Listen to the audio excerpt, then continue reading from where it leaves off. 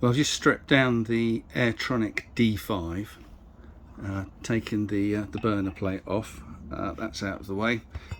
Gasket all broken up, but that's okay. Got a new one to go in, and we've taken the old mesh out of there. Now, what I found was that this air hole, just let's get the focus right.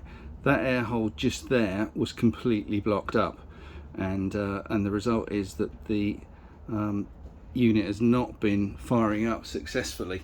If you have a look at the glow plug here, you can see that there's some massive carbon build-up on the glow plug here. So, and that glow plug is actually something like 3-4 days old. So hopefully that'll clean up. I've cleaned out that air hole there, and incidentally, you can get to that air hole without actually removing the burner plate.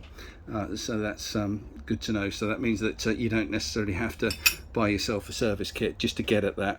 What you do have to do, though, of course, is you have to remove the fan motor there.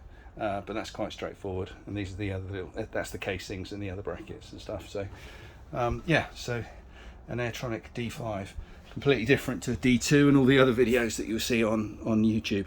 Hope that helps.